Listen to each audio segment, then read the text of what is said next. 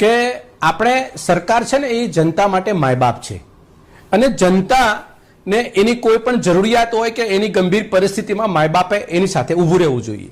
કાયદા કાનૂનને ઘડીક બાજુમાં રાખી દો. એક ઘરની અંદર એક બાળક છે, એને ઘરમાં એને સ્કૂલ માટે દફતર જોઈએ, એક બુક જોઈ છે, એ માં આપે કે બાપ આપે એનાથી કોઈ નિસ્બત નથી. એની જરૂરિયાત છે, એ જરૂરિયાત પૂરી મા બાપને કરવી જોઈએ. મા બાપ બરાબર સરકાર છે. ખેડૂતને એની જરૂરિયાતના સમયે તમારું એનડીઆરએફ આપે કે તમારું એસડીઆરએફ આપે, રાજ્ય સરકાર આપે કે કેન્દ્ર સરકાર આપે, એ તમારો પર્યુમાં છે. સાહેબ, જમીન ધોવાણ, મકાન ઉપર મિલકત ઉપર નુકસાન, જમીનની પરિસ્થિતિ ઉપર ઉભો પાક ધોવાઈ ગયો અને છતાંય જો તમે એમ માનતા હોય ભારતીય જનતા પાર્ટી કે ખેડૂતને ગંભીર પરિસ્થિતિમાં નુકસાની નથી, તો ગુજરાતના ખેડૂતોની હું કરુણતા સમજુ છું. આ દની પરિસ્થિતિ ઉપર જો સરકારમાં પ્રતિનિધિઓ બેઠા છે, એ લોકો એમ કે ગુજરાતની અંદર આ તબાહી મચી છે, પોકામાન થયો છે, જે પ્રકૃતિએ કોપાયમાન કરી, એ જમીનનું ધોવાણ થયું. એટલે હિતેન્દ્રભાઈ જાણે છે કે જમીનનું ધોવાણ એટલે પૃથ્વીનું 1 ફૂટનું પણ જ પ્રોડક્ટિવિટી ધરાવે. એટલે ઉપરની માટી ધોવાઈ ગઈ એટલે 4 વર્ષ સુધી ઉત્પાદન નથી લઈ શકવાનો. તમે એની ગંભીરતા બરાબર સમજવાનો પ્રયત્ન, ઉભો પાક નિષ્ફળ ગયો, ખેતર ઉપર જે મિલકત હતી નુકસાન થઈ ગઈ. સાહેબ, આપણે સર્વે કરવા માટે સરકાર પાસે માણસો છે, સર્વે કરવા માટે ટીમ છે.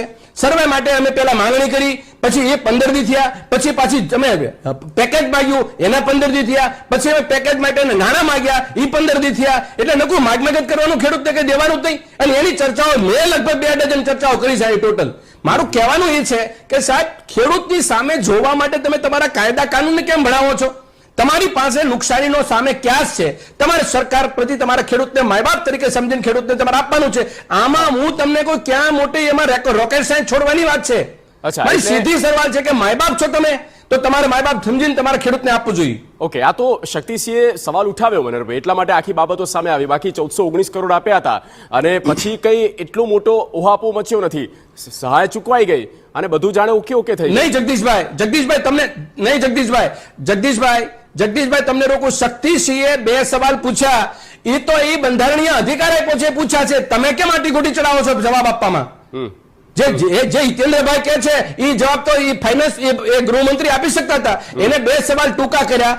એક સવાલ એ પૂછો કે ગુજરાતમાં જે ખેડૂતને નુકસાની ગઈ છે એનો તમે રિપોર્ટ આપ્યો, એમાં સરકારે માંગણી કરી પૈસાની, તો નથી પડી તો કે ના નથી માંગણી કરી, તો નથી આપ્યા તો નથી આપ્યા પૈસા. 2 જ વાત છે એમાં, બીજી ત્રીજી વાત ક્યાં રહી? પણ તમે જે બોલો છો એ હિતેન્દ્રભાઈ બોલે છે, એ અને એના ફાઇનાન્સ મિનિસ્ટર બેની એક વાત નથી.